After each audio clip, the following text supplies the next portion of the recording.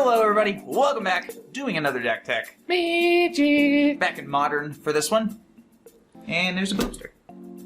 Boop. So what do we have in front of us today?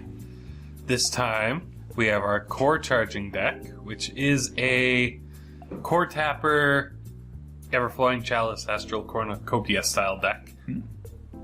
So the main idea is that you have Everflowing, Chalice, and Astral Cornucopia that tap for mana based on the number of charge counters on them, and then they have different ways, like the triple X or the multi-kicking, for how many charge counters it gets. We don't really care to cast it that way, because that's the normal way. Instead, we'll just cast them cheap or free, and then use cards like Coretapper or Surge Node to stack our charge counters that way. And then suddenly, mana. Yeah, have access to mountains of mana. So, of course, have all those. We'll take a key because it can untap our either or. Or even just the mana, too. Yeah, or even just the mana later when we want to cast the big thing. We have a couple of singletons that we can fetch with some other cards, which are Mystic Forge, which is just lets us go through our whole library.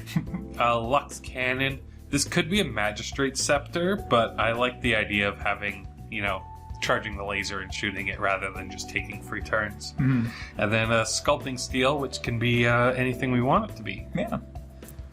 And for the other creatures, we have Walking Ballista as our giant mana sink in the end. We have Emrakul, because it's Emrakul. We can eventually hard cast this pretty easily with the deck. And then we have 2 copies of Emry Lurker of the Knocked, or Lurker of the Locked as well, because she has an amazing synergy with Coretapper. Sure does. Because he can sacrifice himself to put 2 charge counters on, and then you can just recast it with Emry. So over and over and over. Yeah, so every turn you can get 3 charge counters out of a Coretapper, which is a pretty good time if you want to just, get 3 more mana each turn. As ways to seek cards, we have a single Tezzeret. It can sometimes, do other things, like it untaps, which is pretty important, because it can untap our Coretappers or our mana again. It can search for cards with its -X. Conveniently, it can find any of the artifacts we need. It does put it into play, so we can't just find a Walking Ballista, but most of the cases it doesn't matter, and we can always just fetch an extra Coretapper for more mana.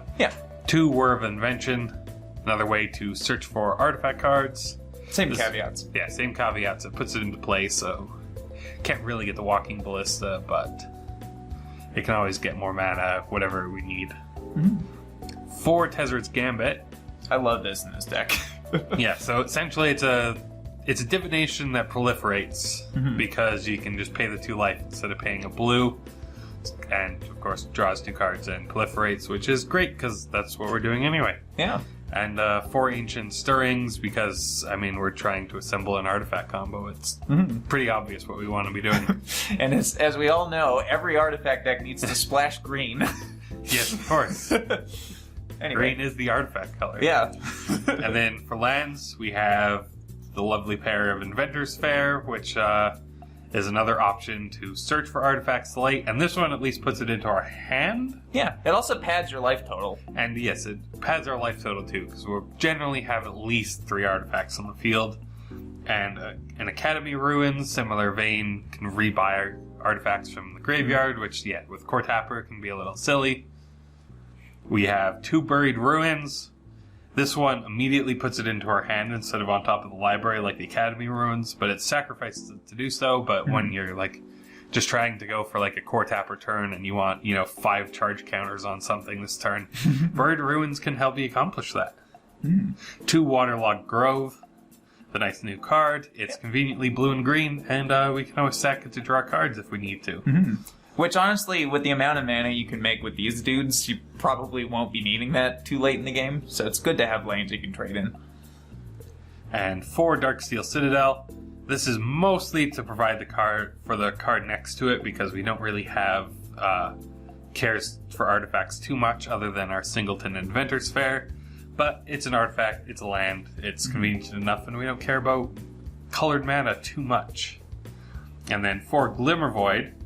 So this can tap for mana of any color, but we need at least an artifact on the field, otherwise we have to sacrifice it, which is why Darksteel Citadel's in the deck, just in case we need it, before we can start laying down other artifacts. And then for the last 6 cards, we have 3 forests and 3 islands. And they're very pretty. It should probably be 4 and 2, but we only have 3 of each of these, so it's a 3 and 3 split. To make Plus, it pretty. this is not a very color-intensive deck. No, either, and like we have the Astral Cornucopia that can provide color too, so it shouldn't come up. And I wanted it to be, match the prettiness. Yeah. All right. Looking forward to seeing this one in action. We'll see you next time.